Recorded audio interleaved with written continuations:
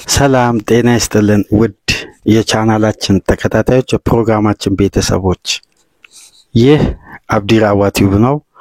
ፕሮግራማችንን ላይክ በማድረግ እንድትጀምሩ አዲስ የሆናችሁ ሰብስክራይብ በማድረግ ለዚህ ቻናል ቤተሰብ እንድትሆኑ እንዲሁም ይህንን ፕሮግራም ከሀገር ውጭ የምታደምጡ የቻናላችን ተከታታዮች እንደ ሁሉ ጊዜው በሱፐር ታንክስ ድጋፍ እንድታደርጉ ያክብሮት ግብዣችን ያቀርብን ጀሚል ከኳታር ላደረክልን የሱፐር ታንክስ ድጋፍ ከልብ ያመሰገንን ከሀገር ውጭ የምታደምጡ እንደ ሁሉ ጊዜው ለቻናላችን የምታደርጉትን ድጋፍ እንድትቀጥሉ ባክብሮት እየጋበዝን የመጀመሪያ ፕሮግራማችን ትኩረት የሚያደርገው በዛሬ ከወጡ ትላልቅ መረጃዎች ከምሽት ጀምሮ እያጣቀስን አሁንም በአርሴናል ዙሪያ ትኩረት አድርገን በዚህ ፕሮግራም ሰፋ ባለ ዝርዝር ጉዳይ ከናንተ ጋር ቆይታ እናደርጋለን። በተለይ አርሴናል ባልተጠበቀ መልኩ ወደ ዝውውሩ ክለቡ እንግዲህ ቅድሚያ ሊሰጥ የሚችለው ምናልባት ለአጥቂ ከፊት መስመር ላለው ለአርሴናል የተወሰኑ ክፍተቶች ቅድሚያ ይሰጣል የሚል ግምቶች ነበሩ። ነገር ግን ቀደም ብሎ ያስፈረመውን ከስምምነት ላይ ደረሰውን ማርቲን ዙቢመንዲን ይፋ ማድረግ ከዛ በመቀጠል እንግዲህ ክለቡ የክንፍ ተጫዋች ወይም የአርሴናልን ኤክስ ፋክተር ይለያል ተብሎ ሲጠበቅ እንግዲህ ትናንትና ያልተጠበቀ ወይም ለእግር ኳሱ ቤተሰብ አዲስ የሆነ መረጃ ነው የተሰማው። ከአርሴናል እንግዲህ የብሬንፎርዱን የ31 ዓመት ዴንማርካዊ ዲፌንሲቭ ሚድፊልደር ክሪስቲያን ኖርጋርድን በ11 ሚሊዮን ለማስፈረም ሁለቱ ክለቦች በስምምነት ላይ መድረሳቸውን እንግዲህ ፋብሪዚዮን ጨምሮ እና ዴቪድ ኦርኒስተን የመጀመሪያው የመረጃው እንግዲህ ኤክስክሉሲቭ መረጃውን ይፋ ያደረገው ዴቪድ ኦርኒስተን ነው።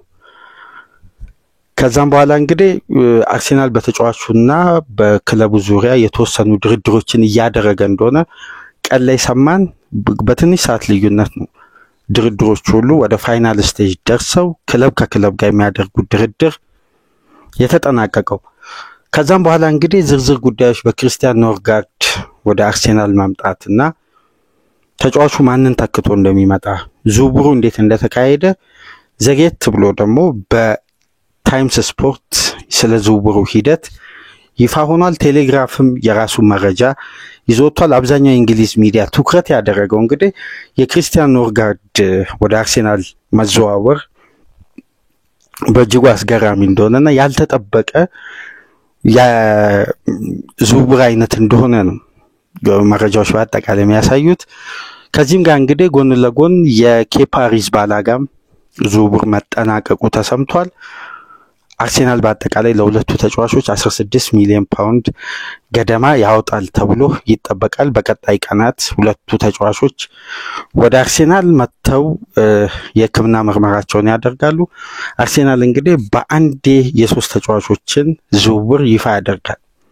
ማርቲን ዙቢመንዲን፣ ክሪስቲያን ኖርጋርድ እና ኬፓ አሪዛባላጋ ሶስቱንም ተጫዋቾች በቋሚ ኮንትራት ነው የሚያስፈርመው። ይሄ ዴንማርካዊ አማካይ እንግዲህ ለ3 ዓመት የሚያቆየውን ኮንትራት በአርሴናል ቤት ይፈርማል ተብሎ ይጠበቃል። ኬፓም በተመሳሳይ እንደምታውቁት ማርቲን ዙቢመንዲ ረዘም ያለ የ5 ዓመት ኮንትራት ነው ተጫዋቹ በአርሴናል ቤት የሚፈርመው። ነገር ግን የሚካኤል አርቴታን ስትራቴጂ የቡድኑን ትላልቅ ክፍተቶችን ቀደም ብሎ እነዛ ክፍተቶችን በመድፈን ትልቁን ትኩረት በገበያው ላይ አጥቂውን ለማድረግ ነው ክለቡ ያቀደው እና በአለፉት ቀናት አርሴናል ሲታማ በዝውውሩ ላይ በንቃት እየተሳተፈ አይደለም የሚሉ በርካታ ትችቶች ሲቀርቡበት ነበር ቡድኑ ላይ። ነገር ግን ከበስተጀርባ ክለቡ በንቃት እየሰራ እንደነበር የሚያሳይ ዝውውር ነው በማለት ለክሪስቲያን ኖርጋርድ ዝውውር ለአንድሬስ ቤርታ ክሬዲት ተሰጥቷል። ዝውውሩ የተጀመረው እንግዲህ የፈረንጆች ጁን ላይ ጁን መግቢያ አካባቢ ያለፈው ወር በ28 በ29 አካባቢ ሁለቱ ክለቦች ድርድር መጀመራቸው ተጫዋቹ ቀደም ብሎ ለአርሴናል ፍቃዱ እንደሰጠና ብሬንፎርድም ተጫዋቹን ለመሸጥ ፍቃደኛ መሆኑን ተከትሎ ነው እንግዲህ ዝውውሩ በአፋጣኝ የተጠናቀቀው። ነገር ግን ከዚህ ጋር ተያይዞ እንግዲህ የክርስቲያን ኖርጋርድ ወደ አርሴናል መምጣት በቀጥታ ተተኪነቱ በቶማስ ፓርቴ ቦታ እንደሆነ ተረጋግጧል። አሁን ቶማስ ፓርቴ ከቀናት በፊት እንደጠቆምናችሁ ተጫዋቹ አርሴናልን በፈረንጆች ጁን 30 በነፃ የዝውውር ሂሳብ እንግዲህ ወደ ፈለገው ክለብ መዘዋወር ይችላል። ፍሪ ኤጀንት ይሆናል። አሁን የፓርቴ መልቀቅ 100% ተረጋግጧል። ከዚህ ቀደም ፓርቴን ተክቶ ሊመጡ የሚችሉ ሌሎች ተጫዋቾች እንዳሉ ሲገመት ነበር።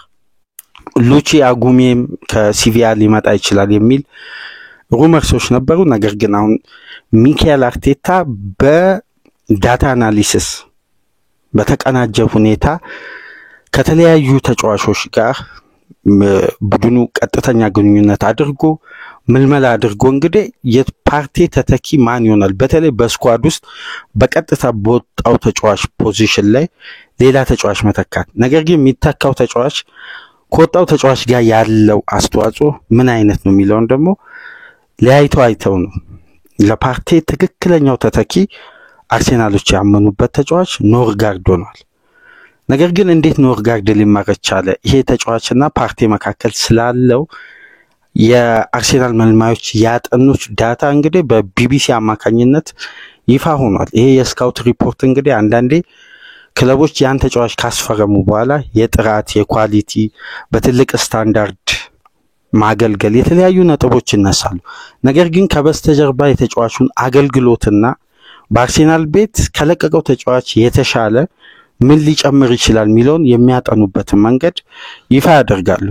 ለምሳሌ የክርስቲያን ኖርጋርድ ፕሮፌሽናሊዝም ከ2019 ጀምሮ በብሬንፎርድ ከቶማስ ፍራንክ ጋር በጋራ የሰራበት መንገድና በ2021 ክለቡ ወደ ፕሪሚየር ሊግ ባደገበት የውድድር ዓመት የነበረው ተጽዕኖ ለ6 ዓመት በብሬንፎርድ ስለነበረው ቆይታና ከዚህ ቀደም ከቶማስ ፍራንክ ጋር በጋራ ብሮንዲ በሚባል ክለብ ውስጥ አብሮ በጋራ ሰርተው ነበርና ቶማስ ፍራንክ ሁሌም የሚያደንቁት የአማካይ ስፍራ ዲስትሮየር የምንለው አይነት አማካይ ነው እና ይሄ ተጫዋችና ቶማስ ፓርቴ መካከል አርሴናል ላገኝ የሚችለው አገልግሎት በተሻለ ሁኔታ ከኖርጋርድ ልናገኝ እንችላለን ብለው ስላመኑበት እንግዲህ ፓርቴን ለመሸኘት ወስነዋል። ለዚህ ደግሞ ኖርጋርድ በኩል ያሉ ጥንካሬዎች በፓርቴ በኩል ደግሞ የተነሱውን አዳዲስ መረጃዎች አሉ። በተለይ ክለቡና የተጫዋቹ ተወካዮች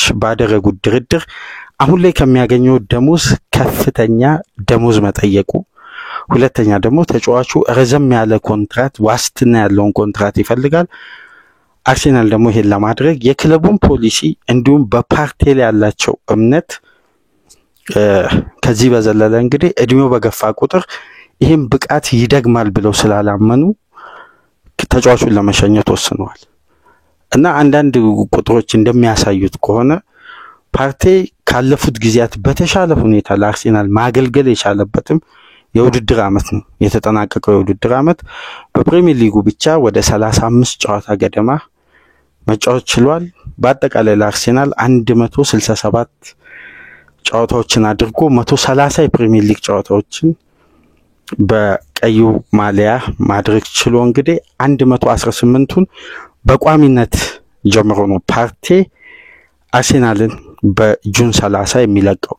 ነገር ግን የክርስቲያን ኖርጋርድ ወደ አርሴናል ቤት መምጣት ከፓርቴ ጋር ፓርቴ ማቆየት ቲሙን አዳፕት ያደረገ ሚካኤል አርቴታ የመጀመሪያ ፊርማው ነው። ቶማስ ፓርቴ እንደምታስታውሱት ተጫዋቹን ከአትሌቲኮ ማድሪድ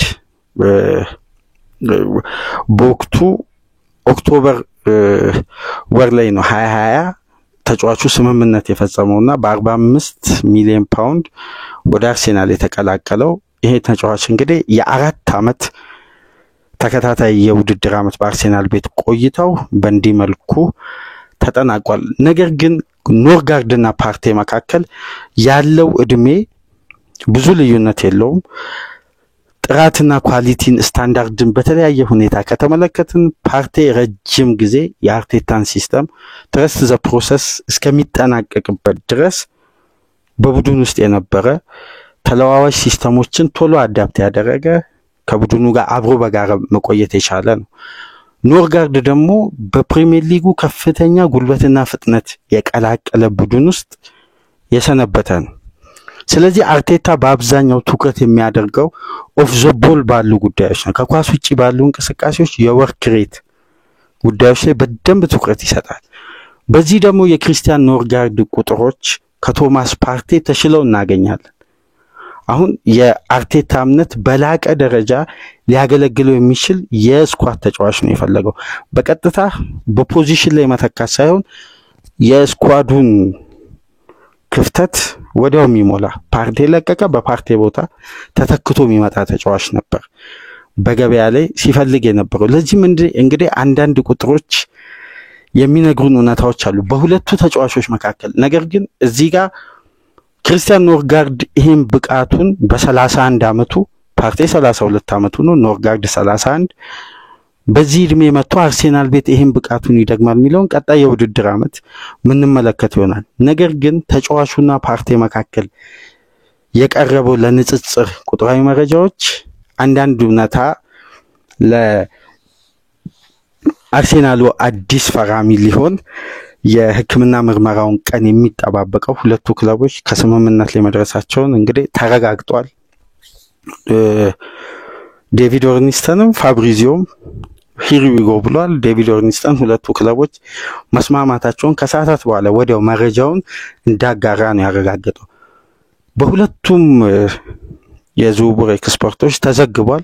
ይሄ ዝውውር እንግዲህ በቀጣይ ቀናት ውስጥ ይጠናቀቃል። ነገር ግን የአርሴናል ስካውት ዲፓርትመንት ኃላፊዎች ያቀረቡት የምልመላ ሪፖርት ፓርቴ አርሴናል ቤት ከሰጠው አገልግሎት የተሻለ ክሪስቲያን ኖርጋርድ ሊሰጥ ይችላል፣ ይሄ ተጫዋች በብሬንፎርድ ያለውን አቅም አሳይቷል፣ በተለይ ደግሞ ልምዱ ይጠቅመናል በሚል ያው ፓርቴ ከስምምነት ላይ መድረስ አልቻለም። አርሴናል በቦታው ላይ መተካት የፈለገው ተጫዋች ልምዱም የላቀ ተጫዋች የሆነን በልምዱ ጥሩ የሚያገለግል ሊጉን የለመደ ገና የሚያድግ ወይም ለዚህ ተጫዋች የተለየ ፕሮሰስ የሚያስፈልገውን ተጫዋች በገበያ ላይ አርሴናሎች ማስፈረም አልፈለጉም። ምክንያቱም ጆርጂኒዮን በቀጥታ በቴክኒክ ደረጃ ተቀራራቢነት ባለው ቴክኒሻል አማካይ ማርቲን ዙቢመንዲ ተክተውታል። ስለዚህ ፓርቴ መተካት የግድ ይል ነበር። ለዚህ እንግዲህ የ31 አመቱ ኖርጋርድ ተመራጭ ሆኗልና አንዳንድ ቁጥሮችን እስቲ በፓርቴና በኖርጋርድ መካከል ስላለው ቁጥራዊ እውነታ እንመልከት። ሁለቱ ተጫዋቾች እንግዲህ በፕሪሚየር ሊጉ ረዘም ላለ ጊዜ ያገለገሉ። ኖርጋርድ 122 የፕሪሚየር ሊግ ጨዋታዎችን ሲያደርግ ፓርቴ ቅድም እንደነገርኳችሁ 130። ሁለቱ ተጫዋቾች መካከል የቴክኒክ ጉዳይን ከተመለከትን በአንዳንድ ቁጥሮች ፓርቴ የተሻለ ነው። ለምሳሌ በአማካይ የተሳኩ ፓሶችን በማድረግ ቶማስ ፓርቴ 55.4 ፓሶችን በ90 ደቂቃ ያደርጋል። ክሪስቲያን ኖርጋርድ ግን 37.7 ፓሶችን ነው በተሳካ ሁኔታ ሊያጠናቅቅ የሚችለው በ90 ደቂቃ። ይሄ ደግሞ ፓስ አኩሬሲያቸው ወደ 100% ሲቀየር ፓርቴ 87.8%፣ ኖርጋርድ 80.5% ነው። የሁለቱ ተጫዋቾች የረጃጅም ኳሶችን ቴክኒክ ወይም አቅም ስንመለከት በ90 ደቂቃ ፓርቴ 0.6 ፓሶችን ያሳካል፣ ክሪስቲያን ኖርጋርድ 0.5። እንዲሁም በ90 ደቂቃ ሁለቱ ተጫዋቾች ምን ያክል ኳስ ይነካሉ የሚለው እዚህ ጋር በወጡ መረጃዎች ስንመለከት ፓርቴ 77.6 ኳሶችን ይነካል፣ ኖርጋርድ 62.7። ፕሮግሬሲቭ ቦል ኬር በማድረግ ደግሞ ፓርቴ 8.1፣ ኖርጋርድ 2.9። እስካሁን ያየናቸው ቁጥሮች በአጠቃላይ ከኳስ ጋር ያለ ግንኙነት ነው የሁለቱ ተጫዋቾች። በቴክኒክ አቅም ፓርቴ አማካዩን ስፍራ የሚያረጋጋበት መንገድ የሚደነቅ ነው። ቢልድ አፑን ሲመራ በተለይ አጭር ቅብብሎችን የሚያስደንቅ ነው። ነገር ግን ይሄ ዝውውር የሚነግረንና ይሄ ቁጥር በደንብ በግልጽ የሚያስቀምጥልን የፓርቴን ቴክኒክ ወይም የቢልድ አፑን ፌዝ መምራት ከቀናት በፊት የሰራነው የማርቲን ዙቢመንዲን ፕሮግራም መለስ ብላችሁ አድምጣችሁ ወይም ያን ፕሮግራም ያደመጣችሁ የዚህ ቻናል ቤተሰቦች ይህን ፕሮግራም የምታደምጡ አንድ ጉዳይ አንስተንላችሁ ነበር። ሴንትራል ፕሮግሬሽን ሚካኤል አርቴታ በእጅጉ ቡድኑ አነስተኛ ስለሆነ ከየትኛውም ዝውውር በላይ የማርቲን ዙቢመንዲ ዝውውር እንዲፈጥን የፈለገበት ዋነኛ ምክንያት አርሴናል በግማሽ የውድድር ዓመት እስከ ጃንዋሪ አምና በነበረው ውድድር በመሃል ለመሃል ተሸጋጋሪ ኳሶች ክፍት በሆነ እንቅስቃሴ እድል መፍጠር ከራስ የመጫወቻ ክልል በቀጥታ የማጥቃት እንቅስቃሴ መሃል ለመሃል የተደረገውን ስታት ሲወጣ በሊጉ 20ኛ ደረጃ ላይ ተቀምጧል። አርሴናል አብዛኛውን የአርሴናል የማጥቃት እንቅስቃሴ እስከ ፈረንጆቹ አዲስ ዓመት ድረስ የነበረው 78% በቡካዮ ሳካ በኩል የቀሩት የማጥቃት እንቅስቃሴ በአማካይ ስፍራና በግራ የሜዳ ክፍል ነው። ያ እንግዲህ የቡድኑን ከፍተኛ የማጥቃት አቅም ዋን ዌይ ወይም በአንድ መስመር ብቻ በአንድ ዳይሬክሽን የማጥቃት እንቅስቃሴ ብቻ አጋድሎ እንዲይዝ አስችሎታልና ክለቦች በቀላሉ አርሴናልን ዲፌንድ ለማድረግ ሚድ ብሎክ ኒውካስል፣ አስቶን ቪላ አርሴናል እድሎችን ክሬት እንዲያደርግ የመሃለኛውን ክፍል ነበር ብሎክ የሚያደርጉት። ይሄ ደግሞ ክለቡ አስገዳጅ የሆነ መልኩ ጥራት ባለው ፖዚሽን በቀኙ የሜዳ ክፍል እንዲያጠቃ ያስገድደው ነበርና እነዚህን ችግሮች ለመቅረፍ ከፍተኛ ዲፌንሲቭ አክሽን፣ የተጋጣሚ ፕሬሲንግ እንዲሁም በላይን ብሬኪንግ ፓስ የተዋጣለትን ቴክኒሻል ዙቢመንዲን ነው እዛ ቦታ ላይ ማምጣት የቻሉት። እነዛን ሁሉ ክፍተቶች ሊቀርፍ የሚችል ቴክኒክ እንዳለው ታምኖበት እናም በሶሲዳድ ያሳየው ይሄን ቴክኒክ ነው። ፓርቴ ተቀራራቢነት ያለው የኳስ ግንኙነት አለው። ምንም እንኳን ቁጥሮች እንደሚያሳዩት ከሆነ ዙቢመንዲ የተሻለ ቴክኒክ ቢኖረውም ፓርቴ አንደኛ ከእድሜ፣ ሁለተኛ ደግሞ ተጫዋቹ ከሜዳ ውጪ ባለው በተከፈተበት ክስ አርሴናል ባለው ብራንድ ባለው ስምና ዝና እንዲህ አይነት ተጫዋች ይዞ ለመዝለቅ ፍቃደኛ አይደለም እና ውጫዊም በሜዳ ውስጥ ባሉ ጉዳዮች ነው ፓርቴ ከአርሴናል ጋር እንዲለያይ ምክንያት ነው። ነገር ግን የክርስቲያን ኖርጋርድና የፓርቴ ንጽጽር እስካሁን ድረስ የነገርኳችሁ ከኳስ ጋር ባላቸው ግንኙነት ነው። ከኳስ ውጪ ባለ ጉዳይ ግን ይሄ ተጫዋች ሚካኤል አርቴታ እንደሚፈልገው ፊት የሚያደርግ የወርክ ሬት ተጫዋች ነው። ከኳስ ውጪ ባሉ እንቅስቃሴዎች ሚካኤል አርቴታ እንደሚፈልገው ዱዌልስን፣ ቦታን ከቨር ማድረግ፣ ስፔሶችን በአግባቡ በሰዓቱ መዝጋት፣ የጋራ ኳሶችን በሜዳ ውስጥ ያለው ሞመንተም ሳይዘገይ ወይም በተወሰነ መልኩ ክፍተት ሳይፈጠር በተመሳሳይ ሪትም መጫወት የሚችል ኦፍ ዘ ቦል ያለው የወርክ ሬት አቅም የላቀ ደረጃ የሆነ ተጫዋች ነው ይፈልገው።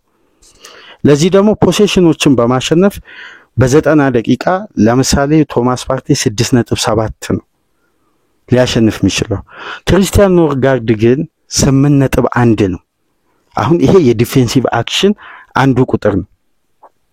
በ90 ደቂቃ ፓርቴ 2.4 ታክሎችን ያሸንፋል። ክሪስቲያን ኖርጋርድ ደግሞ 3.2።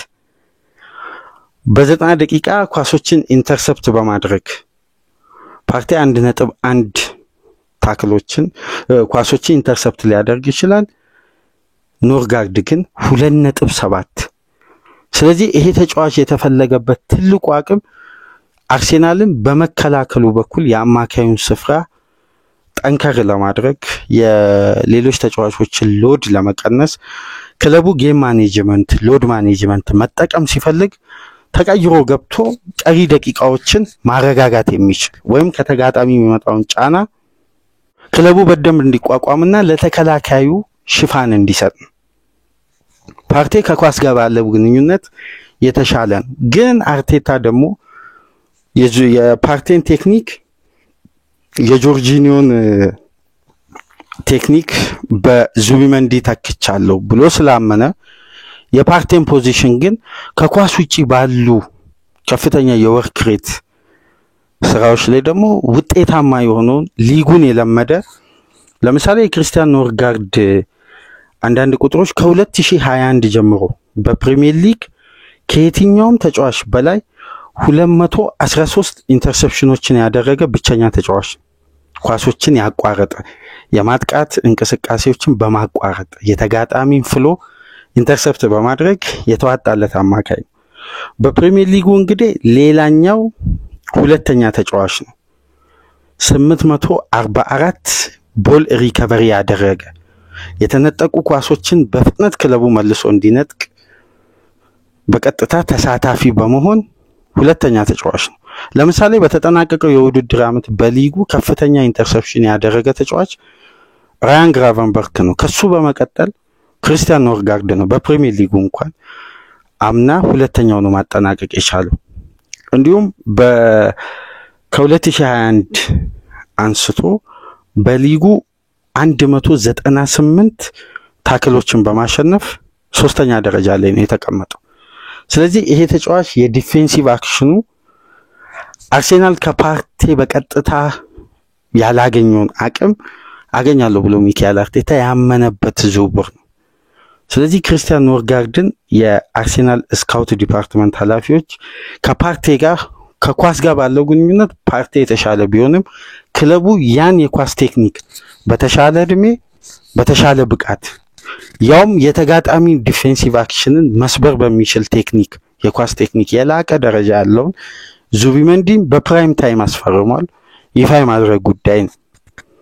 አሁን ክለቡ ከቨር የፈለገው የመከላከሉን ስራ ሊያገለግል የሚችል በተቃራኒው ደግሞ ፓርቴ በለቀቀበት ፖዚሽን ላይ መጫወት የሚችል ተጫዋችን ነው። እንግዲህ ሲያፈላልጉ ቆይቶ በመጨረሻ ክሪስቲያን ኖርጋርድን ማስፈረም የቻሉት። በነገራችን ላይ ኖርጋርድ አስተዋጽኦ ልክ እንደ ከፓርቴ ጋር ከሚነሳበት ሌላኛው ተመሳሳይ ባህሪ ተጫዋቹ እንግዲህ አንድ አይነት ቦታ ይጫወታሉ። ይሄኛው ከኳስ ውጪ ባለው ስራ የተዋጣለት ነው፣ ፓርቴ ከኳስ ጋር። ነገር ግን ሁለቱን ተጫዋቾች አንድ የሚያደርጋቸው ቨርሲታሊቲ ነው። ቶማስ ፓርቴን እንግዲህ በፕሪሚየር ሊጉም በሌሎች ውድድሮችም ሚካኤል አርቴታ አምና በሁሉም ውድድሮች 14 ጨዋታ ፓርቴን በቀኝ ፉልባክ ቦታ ተጠቅሟል አርቴታ። ነገር ግን ክሪስቲያን ኖርጋርድ ከቶማስ ፍራንክ ጋር አብሮ በጋራ መስራት ከጀመረበት ጊዜ አንስቶ ከፍተኛ ቁጥር ያለውን ጨዋታ አድርጓል። በአጠቃላይ ወደ ከ122 ጨዋታ በፕሪሚየር ሊግ ብቻ ነው። በአጠቃላይ ወደ 150 ጨዋታ ገደማ በብሬንፎርድ አድርጓል በ6 ዓመት ቆይታው። ይሄ ተጫዋችም እንደ ፓርቴ ቨርሲታሊቲን አገልግሎት መስጠት ይችላል። ለምሳሌ ባለፉት 2 የውድድር ዓመታት ብሬንፎርድ በሶስቱም እንደምታውቁት ብሬንፎርድ በባክ 3 ሲስተም ነው የሚጫወተው። በሶስቱም የተከላካይ ስፍራ ሴንተር ባኮች ፖዚሽን ላይ ተጫውቷል። በተጫዋቾች ጉዳት ምክንያት በቀኝም በመሃልም በግራውም የሜዳ ክፍል ብሬንፎርድ በባክ 3 ሲጫወት ሶስቱንም ቦታ ላይ መጫወት ችሏል። እንዲሁም በቀኝ ተመላላሽ ቦታ እንደ ዊንግ ባክ ሆኖ አምስተኛውም ወይ አራተኛውም ዊንግ ባክ በመሆን ክሪስቲያን ኖርጋርድ ተጫውቷል። ይሄ አሁን ተመሳሳይነት ባህሪ ሁለቱ ተጫዋቾች ላይ የቨርሲታሊቲ አገልግሎት እንዳላቸው ይነገራልና ኖርጋርድ በተሻለ ሁኔታ ወደ 28 ጨዋታ ባለፉት 2 የውድድር ዓመት ለብሬንፎርድ ተቀያያሪ በሆኑ የመከላከል ፖዚሽኖች ላይ አገልግሏል። ስለዚህ ይሄም ለሚካኤል አርቴታ ሌላ አማራጭ ተደርጎ የተወሰደ ነውና ይሄ 31 ዓመት የአማካይ ተከላካይ እንግዲህ በቀጣይ ቀናት የአርሴናል ንብረት ይሆናል። ሁለቱ ክለቦች በዝውውሩ ዋጋ በሁሉም ነገሮች በቅድመ ሁኔታዎች ተስማምተዋል። የሕክምና ምርመራና የኮንትራቱን ዶክመንት መፈረም ብቻ ነው በዚህ ዴንማርካዊ ተጫዋች የሚቀርበው። አርሴናል እንግዲህ ባለፉት 10 የውድድር ዓመት ውስጥ ዓመታት ውስጥ በርከት ያለ ተጫዋች ካስፈረመባቸው ክለቦች መካከል አንዱ ቼልሲ ነው እና በዘንድሮ የውድድር ዓመትም ሌላኛውን የቼልሲ ተጫዋች አስፈርሟል፣ ይፋ አድርጓል። ይሄም እንግዲህ የኬፓ አሪዛባላጋ ዝውውር ትናንትና በይፋ ተጠናቋል። ተጫዋቹም እንደ ኖርጋርድ በቀጣይ ቀናት ወደ አርሴናል መጥቶ የሕክምና ምርመራውን ያደርጋል። ከካይ ሃቨርት ፒተር ቼክ፣ ጆርጂኒዮ፣ ዳቪድ ሉዊዝ እንዲሁም አሁን ደግሞ ለኬፓ አሪዛባላጋ አምስተኛ ትልቁን ክፍያ ነው ለቼልሲ የከፈለው። እንደምታውቁት ለሃቨርት ወደ 75 ሚሊዮን ዩሮ፣ ለፒተር ቼክ ወደ 14 ሚሊዮን ዩሮ፣ ለጆርጂኒዮ በተመሳሳይ ወደ 14 ሚሊዮን ዩሮ ገደማ፣ ለዳቪድ ሉዊዝ 8.7 ሚሊዮን ዩሮ፣ አሁን ደግሞ ለኬፓ አሪዛባላጋ 5.9 ሚሊዮን ዩሮ ወይም 5 ሚሊዮን ፓውንድ ነው። ነገር ግን እንደ ተጫዋቹ ብቃትና እንደሚያሳካው ስኬት እንዲሁም እንደሚጫወትበት ደቂቃ ታሳቢ ተደርጎ የሚጨመር ክፍያ አለ። እስከ 78 ሚሊዮን ፓውንድ ሊጠጋ ይችላል። በስድስተኛ ደረጃ እንግዲህ ዊሊያም እንዲሁም ከቼልሲ አካዳሚ ኒኬታን አምና ደግሞ ራሂም ስተርሊንግን ይሄ 8ኛ ፊርማ ነው እንግዲህ ለአርሴናል ባለፉት 10 የውድድር ዓመት በቀጥታ ከቼልሲ ወደ ክለቡ በውሰት በነፃ በቋሚ ውል የተዘዋወረ ተጫዋች። ነገር ግን ምሽት ላይ ከአብዛኛው ሚዲያ እንግዲህ ስለ ክሪስቲያን ኖርጋርድ ዝውውር ድንገት የተሰማና በቶማስ ፓርቴ መልቀቅ በቀጥታ ሚካኤል አርቴታ ምናልባት አስቸኳይ የሆነ ምላሽ ክለቡ ይሰጣል ተብሎ አልተጠበቀም። ምክንያቱም ትኩረቱ የክለቡ ትላልቅ ክፍተቶች ላይ በአጥቂ ስፍራ የግራ ክንፍ ተጫዋች ትኩረት ያደርጋሉ ተብሎ ሲጠበቅ ነው የዚህን ተጫዋች ዝውውር በፍጥነት ያጠናቀቁትና ከዚህ ጋር ተያይዞ የአርሴናል ውስጥ አዋቂ ተብሎ ከሚታወቁ ሪፖርተሮች መካከል አንዱ ኢሳን ካህን ነው። ይሄ የዴይሊ ሜል ሪፖርተር ምናልባት በአንድ ወር ውስጥ 2 ወይ 3 ዘገባ በአርሴናል ዙሪያ ቢሰራ ነው። እነዛ ዘገባዎች ግን ጠንከር ያሉ ወይም ስለ አርሴናል ዝርዝር ጉዳዮችን ይዞ በመውጣት ይታወቃል። የዚህ ሪፖርተር መረጃ ምሽት ላይ ከወጣ በኋላ የኖርጋርድ ዝውውር ስምምነት ላይ መደረሱ የተለያዩ ሂደቶችን ገልጾ ባለፉት ቀናት የአርሴናል የዝውውር እቅዶች በክለቡ አስተዳዳሪና በስፖርቲንግ ዳይሬክተሩ አንድሬ ቤርታ እንዲሁም በበላይ ኃላፊዎች በጋራ ስምምነት ትላልቅ ዝውውሮችን ለመፈጸም የአርሴናል ስፖርቲንግ ዳይሬክተር ቀጥተኛ በጀት ከክለቡ ማግኘቱን እንዲሁም የተለየ ድጋፍ በክለቡ በኩል ጥራት ያለውን የፊት መስመር ተጫዋች እንዲጨምሩ ፍቃድ አግኝተዋልና የኖርጋርድ የኬፓ ዝውውር የተከፈለበት ክፍያ አርሴናል ከአካዳሚ ተጫዋቾች ሽያጭና ከተጠናቀቀው የውድድር ዓመት በጀት የቀረ እንደሆነ ነው ይሄ ኢሳን ካህን እዛ ጋር ያሳፈረውና ይሄ የዝውውር ክፍያ እንግዲህ በዚህኛው የሂሳብ መዝገብ ነው የሚመዘገበው። የነ ማርቲን ዙቢመንዲ ዝውውር ደግሞ ሲጠናቀቅ በይበልጥ ነገራቶች ሰፋ ብሎ ይወጣሉ። ነገር ግን እስቲ ከኢሳን ካህን ካገኘናቸው መረጃዎች ለአርሴናል ደጋፊዎችም ለዚህ ፕሮግራም አድማጮችም ይጠቅማል ያልነውን የተወሰኑ ነጥቦችን እናንሳ። ከዚህ ከዴይሊ ሜል ሪፖርት ያገኘነው አንደኛው ጉዳይ እንግዲህ አርሴናል በጁላይ 19 በቀጥታ ወደ ሆንግ ኮንግ ይጓዛል። ሚካኤል አርቴታ ለአርሴናል ኃላፊዎችና ለአንድሬስ ቤርታ በቀጥታ ባስቀመጠው እንደ ትዕዛዝም እንደ ክራይቴሪያም ማድረግ እንዳለባቸው በቀጥታ ከተናገራቸው ጉዳዮች መካከል ከጁላይ 19 ቀደም ብሎ የቡድኑ አጥቂ እንዲፈርም ቅድመ ሁኔታ አስቀምጧል። ጁላይ 19 አርሴናል የመጀመሪያ የፕሪሲዝን ዝግጅቱን ከእንግሊዝ ውጪ የሚጀምርበት ቀን ነው።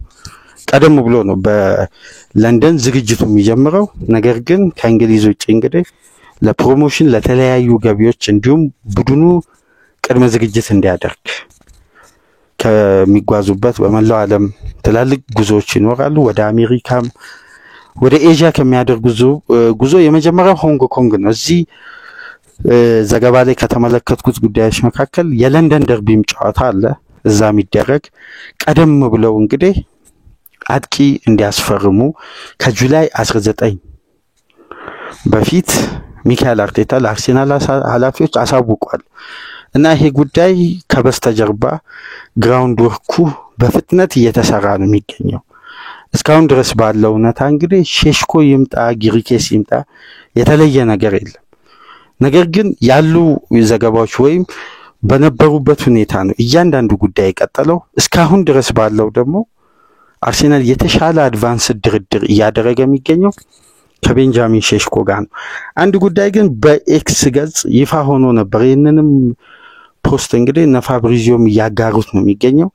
ቤንጃሚን ሼሽኮ የአርሴናልን ኦፊሻል የኢንስታግራም አካውንት ተከታይ ሆኗል ወይም ፎሎ አድርጓል የአርሴናልን አካውንትና ይሄ ምናልባት ለዝውውሩ አንድ ጠቋሚ ምክንያት ነው ተብሎ እየተነገረ ነው የሚገኘው። በተለይ ደግሞ አሁን ለአርሴናል ምናልባት የዛን ስዊድናዊ ዝውውር ለማድረግ ፈተና የሚጠብቀው ይመስለኛል። ምክንያቱም ቼልሲና ሊቨርፑል በይፋ የቪክተር ጊዮኬሬስን ዝውውር ተቀላቅሏል። በተለይ ሊቨርፑል አዲስ የተጫዋቹ ፈላጊ ሆኖ ብቅ ብሏልና ምናልባት አርሴናል በሼሽኮ ላይ ያለውን የድርድር ሂደት የማፋጠን ጉዳይ ብቻ ነው የሚጠበቅበት። ነገር ግን ሁለቱ ክለቦች መካከል ለመጨረሻ ጊዜ በተደረገው ድርድር የ10 ሚሊዮን ፓውንድ ጋፕ አለ። ሌፕዚግ የጠየቀው ክፍያ፣ አርሴናል ያቀረበው ክፍያ። ስለዚህ ያን አነስተኛ የሆነ የ10 ሚሊዮን ፓውንድ ጋፕን ማጥበብ ነው ሁለቱ ክለቦች በተወሰኑ ድርድሮች። ያ የዝውውር ሂደት ምናልባት የተጫዋቾች የዝውውሩ አካል አንድ ተጫዋች ሊሆን ይችላል። ምናልባት ፋቢዮ ቬራ አርቢ ላይፕዚግ በተጠናቀቀው የውድድር ዓመት በጥር የዝውውር መስኮት ፋቢዮ ቬራን ለማስፈረም ጥያቄ አቅርቦ ነበር ከአርሴናል እና ያ ጥያቄ ተቀባይነት አላገኘም በአርሴናሎች በኩል። ቀጣይ የውድድር ዓመት ላይፕዚግን እንዲቀላቀል አሁን ምናልባት አርሴናል ይሄን ተጫዋች የዝውውሩ አካል ሊያደርግ ይችላል የሚል ግምት አለ። ነገር ግን አሁን ላይ ባለው እውነታ እንግዲህ ለአርሴናል ሊመጣ የሚችለው አጥቂ ሼሽኮ ነው አርሴናል ገፍቶ የሄደው እና በቀጣይ ቀናት አንድ የተረጋገጠው ወይም ስር የያዘ መረጃ ይወጣል ተብሎ ይጠበቃል። በመጨረሻም እንግዲህ ከኢሳም ካህን ዘገባዎች መካከል አብዛኛው የኤክስ ገጽ ይሄን ትዊት እንግዲህ ሪፖስት እያደረጉ ሪትዊት እያደረጉ በጣም የአርሴናል ደጋፊዎች በተለይ በዚህ ፖስት የተስማሙ ይመስላል። አርሴናል እስካሁን ድረስ ከጋብሪኤል ማርቲኔሊ ጋር ለመቀጠል ነው ፕላን ያደረገው። ነገር ግን ክለቡ አስተማማኝና ብቁ ነው ብሎ የሚያምንበትን ፕሮፖዛልና ገንዘብ ከቀረበለት ጥያቄዎችን ለማድመጥ ዝግጁ ነው ይላል ይሄ ዘጋቢ እንደሚለው ከሆነ። በቅርብ ሳምንት እንደምታውቁት የባየር ሙኒክ ኃላፊዎች የተጫዋቹን ተወካዮች ማናገራቸው በቢልድ በኩል ሲዘገብ ነበር። በተለይ የፍሎሪያን ቪርትዝ ዝውውርን አለማጠናቀቃቸው፣ ሊሮይ ሳኔ ወደ ጋላታሳራይ ከክለብ ወርልድ ካፕ በኋላ መዘዋወሩ፣ በኪስሊንግ ኩማን በተለይ ተጫዋቹ ላይ ከሚያጋጥመው ተደራራቢ ጉዳት ጋር በተያያዘ ባየር ሙኒኮች ደስተኛ አይደሉም። ይህንን ተከትሎ በገበያ ላይ ትላልቅ ተጫዋቾችን እየፈለጉ ነው። ከሊቨርፑል ጋክፖንና ዲያዝን አናግረው የተጠየቁት ክፍያ ውድ ስለሆነ ከዛም ዝውውር ወጥቷል። አሁን ሙኒክ ትኩረቱ በኒኮ ዊሊያምስ ላይ ነበር። ተጫዋቹ ወደ ባርሳ መዘዋወር ነው የሚፈልገው። ጂሚ ቦያጊተንንም ለማስፈረም ከባየር ሙኒክ ከቦሩሲያ ዶርትመንድ ጥያቄ አቅርበው ቼልሲ ዝውውሩን ለማጠናቀቅ ተቃርቧል። አሁን ለጋብሪኤል ማርቲኔሊ ያላቸው ትኩረት የተሻሻለ መሆኑን ቴሌግራፍም የተለያዩ ዘገባዎች ከኖርጋርድ ዝውውር ጋር አያይዘው ጽፈዋልና ይሄ ዘገባ የሚያሳየው እንግዲህ አርሴናል የተሻለ ጥያቄ ይዞ የሚመጣ ክለብ ካለ አርሴናል እንግዲህ ይህን ተጫዋች ከ45 እስከ 50 ሚሊዮን ፓውንድ የሚያቀርብ ክለብ ለማድመጥ ዝግጁ መሆኑን ነው ይሄ ሪፖርተር የዘገበውና ምናልባት ይሄ ገቢ አርሴናልን ለተሻለ ዝውውር በተለይ እነ ሮድሪጎ ላይ ከፍተኛ የዝውውር ዋጋ ስለሚጠየቁ ያን ዝውውር ለማድረግ የሂሳብ መዝገባቸውንም ለማሻሻል የማርቲኔሊ ዝውውር ደግሞ አርሴናልን በላቀ ደረጃ ትርፋማ ነው የሚያደርገው። ይሄ ተጫዋች የተዘዋወረው በ1.5 ሚሊዮን ፓውንድ መሆኑ ይታወሳል። በአርሴናል ቤት ያለው ኮንትራት ጠንካራ ኮንትራት፣ ረዘም ያለ ኮንትራት አለው። በዚህ ዋጋ ክለቡ የሚሸኘው ከሆነ የሮድሪጎ አይነት በኳሊቲም በቴክኒክም በላቀ ደረጃ ያገለገሉ በርካታ ሻምፒዮንስ ሊግ ዋንጫዎች ማሸነፍ የቻሉ ተጫዋቾችን ማስፈረም ይችላል ማለት ነው። በአጠቃላይ በአርሴናል ዙሪያ ከተለያዩ መረጃ ዘጋቢዎች ያገኘ ነው ይሄን ይመስላል። በመጨረሻም እንግዲህ በቀጣይ ቀናት ክለቡን ቀደም ብሎ ሊለቁ በቋሚ ውል በጥሩ ክፍያ ሊሰናበቱ ከሚችሉ ተጫዋቾች መካከል ከቶማስ ፓርቴ ቀጥሎ አሌክሳንደር ዚልቼንኮ መቀመጡን እንግዲህ ተያይዞ ተነስቷል። ይሄ ተጫዋች ወደ ጣሊያን ሴሪያ የመዘዋወሩ ዕድል ሰፊ መሆኑ ተገልጿል። በአጠቃላይ እንግዲህ አርሴናል በእንዲህ መልኩ ነው ዝውውሩ ላይ እየተሳተፈ የሚገኘው። በቀጣይ የፊት መስመር ተጫዋችን ታርጌት አድርጎ ይንቀሳቀሳል። ምክንያቱም ሁለት በእድሜያቸው ገፋ ያሉ አገልግሎታቸው ሰፊ የነበረ ተጫዋቾችን ለቆ በተሻለ ተጫዋች ቡድኑ ተክቷል። ዙቢመንዲንም ኖርጋርድንም የራሱ አድርጓል። ኮንፈርም የማድረግ ጉዳይ ብቻ ነው የሚቀረው። በቀጣይ እንግዲህ የክንፍ ተጫዋች የፊት መስመር ተጫዋች ያስፈርማል ተብሎ ይጠበቃል። ኬፓን ጨምሮ እንግዲህ አርሴናል የሶስት ተጫዋች ዝውውር ነው የሚያጠናቅቀው። ምናልባት ቁጥሩ በአንዴ ነው ከፍ ያለው። ምንም ተጫዋች እንዳላስፈረመ ነው እስካሁን የሚነገረው። ምክንያቱም ኮንፈርም አልተደረገም ወይም በክለቡ ማሊያ ሶስቱም ተጫዋቾች አልታዩም። ግን ክለብ ከክለብ ጋር የሚደረገው ድርድር ተጠናቋል። አርሴናል በራሱ ጊዜና ሰዓት እንግዲህ ተጫዋቾችን ከረፍት ጊዜ አምጥቶ የሕክምና ምርመራ አድርጎ ይፋ ማድረግ ብቻ ነው የሚጠበቀውና የአርሴናል ሶስተኛ ፈራሚ ዴንማርካዊ አማካይ 31 ዓመት ክሪስቲያን ኖርጋርድ መሆኑ ተረጋግጧል። በቀጣይ እንግዲህ የሚወጡ ዘገባዎችን ተከታትለን ወደ እናንተ ይዘን የምንመጣ ነው የሚሆነው። ከዚህ ፕሮግራም በመቀጠል ወደ ሜርሲሳይድ ተጉዘን እንግዲህ በሊቨርፑል ዙሪያ 3 የመጨረሻ ሊስት ውስጥ የተያዙ አጥቂዎች ይፋ ሆነዋል። ይህን ዘገባ ደግሞ ይዞ የወጣው ዴቪድ ኦርኒስተን መሆኑ በእንግሊዝ ትላልቅ ሚዲያዎች ጭምር ምሽቱን ያጨናነቀ መረጃ ሆኗል። እስቲ በእነዚህ 3 አጥቂዎች ዙሪያ የዚህ አትሌቲክስ ሪፖርተር የዝውውር ኤክስፐርት ምን አለ የሚለውን ደግሞ በሊቨርፑል ዙሪያ ቆይታ የምናደርግበትን ፕሮግራም ይዘንላችሁ እንመጣለን። የሊየም ዴላፕ በክለብ ወርልድ ካፕ ባሳየው እንቅስቃሴ ቼልሲዎች ብዙ ተስፋ ጥለውበታል። ስለዚህም ተጫዋች አንስተን እንወያያለን። በአጠቃላይ ከአርሴናል ከዚህ ፕሮግራም በመቀጠል 2 በቼልሲና በሊቨርፑል ዙሪያ የምናደርሳችሁ መረጃ አለ። ላይክ ማድረጋችሁ እንዳትረሱ። አዲስ የሆናችሁ ሰብስክራይብ በማድረግ ቤተሰብ የሆናችሁ ከሀገር ውጭ የምታደምጡ ደግሞ በሱፐር ታንክስ ድጋፍ አድርጉ። ጀሚል ከኳታር ላደረክልን የሱፐር ታንክስ ድጋፍ ከልብ እያመሰገንን በሌሎች ፕሮግራሞች ተመልሰን እንመጣለን። ሰላም ቆዩ።